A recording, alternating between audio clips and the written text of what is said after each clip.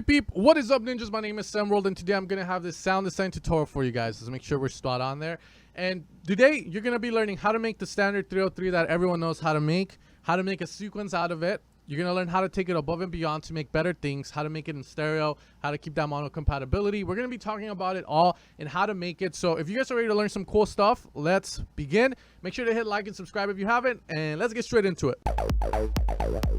All right, guys, now the standard 303 that everyone knows and loves is going to be made easily by using a saw, a low-pass filter with a very high resonating point. The resonation is key, and if you don't know what the resonating point is, then just scroll over it, and Serum will tell you what it is. High resonance, moving from top to bottom, is what's going to give us the 303 effect. So doing this, fairly easy. Envelope 1, no sustain. Decay is going to control how long it takes for us to move from here to here, and that's what's going to create the 303 effect. You can kind of control how wide it opens.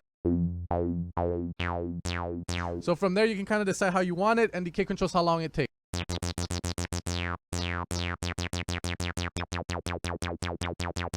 Okay, standard 303, add a bit of distortion. You're gonna get a very basic sound there. And you can control the decay to be smaller and whatnot, and then you can do your little bass lines and whatnot. That's going to be the basic version of this kind of sound. So make sure you do it. Now let's move on how to make things even better. Now once we have this, guys, the next thing is that once we get out of this norm, I just want to say things right, because I like to get into my tutorials and I like to show you guys how I do it differently than most people are. First off, I like to use band passes more than actual low pass filters. Why? Because the band pass revolves around the idea that, you know, we're going to focus in on one frequency, and anything around that frequency gets ducked. This creates kind of like a center of effect, and when you apply that with distortion, it gives such a nice sound. So for instance here, let's open it up, not all the way,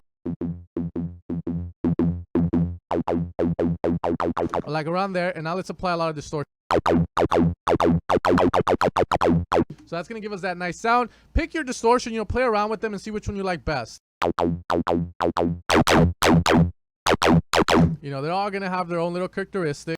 Some of them are gonna be harsher than others, but you know, find the one you like. They're all gonna be different, as I said. Now the next tip I can give you guys is we can hit pre here, and we can start using a band pass here and using the pre. Now pre means that before the sound comes into the distortion, that's when it's gonna get filtered. So if I put a band pass, the sound comes in, gets band pass, then gets distorted, post this, gets distorted, then filtered. So here what we can do is we can mess with this guy with very high distortion to get very unique kind of tonalities out of the 303. And the other thing we can also do is apply this envelope on here to get a very similar effect to this. You know, let's say here you want to go with a low pass 18 instead, but you still want that resonation sound, then do it here in the pre. You can also morph half a band pass and half a high. Go lower. So that's going to be pretty simple there on taking it a little bit step further. Now, taking it even further, this is where it kind of gets interesting. We can make this be in stereo very easily. If you want stereo in the Serum, more than one voice. If you want to still maintain a sound, a saw in the center, then use an odd number and then lower the blend a bit. So you can kind of get your perfect mixture. You have that nice mono compatibility there. So high blend, very wide, low, still got that wideness, but it's, you know, you're gonna have the stronger portion be in the center of the mix. You can even get crazy. So there you go, however you guys want to take that. Let's go with 9 though.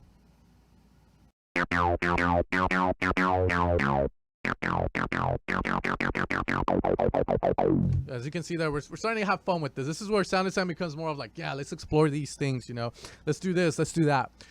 So from here, in order to explore this more, the cool thing about this now is that we can do crazy stuff like apply a flanger that changes over time with LFO2, put the thing off so that it changes, and maybe 2 bars. This is gonna, you know, we're gonna add it to the, let's add it to maybe the depth of it and have that go back and forth. And you can start here, the flanger comes in, high feedback maybe. And that doesn't sound as pleasing. Maybe with the phaser we can do that better.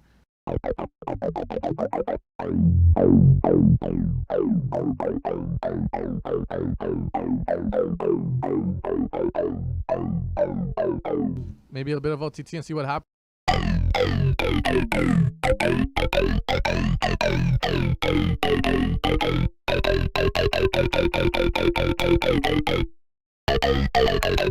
So we can definitely get crazier stuff there, get rid of the low.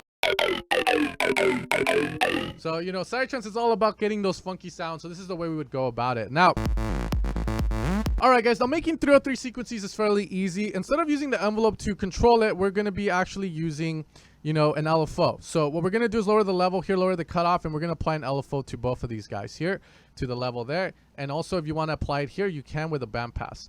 And I'll do it for this portion, but I'll take it off as we move along with this. Now with this, what we want to do is have the trigger on, so it always starts in the beginning, and you want to get a pattern, and that's going to be the key thing here, having patterns that are going to allow you to do this. So here we can kind of choose with the slope how long it takes for us to go down. This is kind of like the decay. Now let's get rid of it here. Now let's just start with this guy here, not open it up all the way.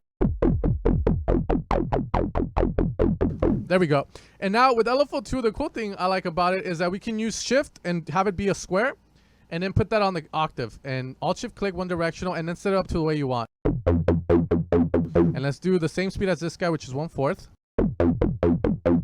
And you start to get kind of like a rolling bass, up and down we go with that. You can make it higher if you want, and then use different intervals there, but let's make it a little bit faster.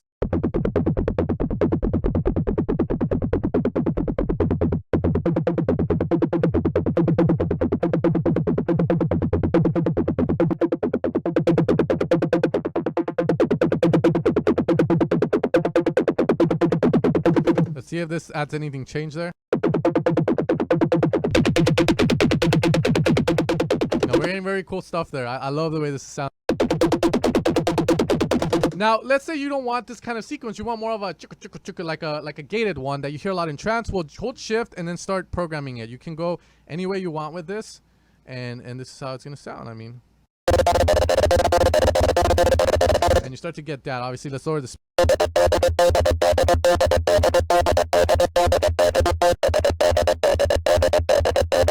You know, and this you can get rid of, so it's just one octave. So from here, the cool thing now is that we have access to chorus, phaser, and flanger. For instance, chorus, you can add it, high pass up, high feedback.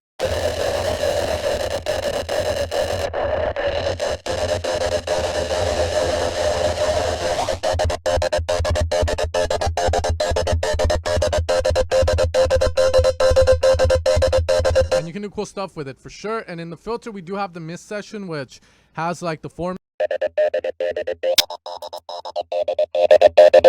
Change it over time with a, I don't know, with an LFO3 at a very slow rate.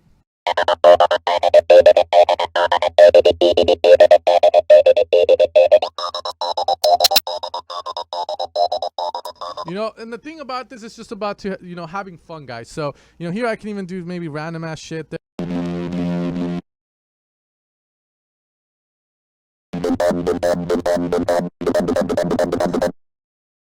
You know, have fun with it, guys. But I hope this video was helpful for you guys trying to make 303 bass lines. You can also use the misc here and go with some of the differential P1, which will give like different results for sure. And you know, just have fun with it, guys. The key thing here is, again, keeping it simple, but going into it advanced once you get the basicness of it.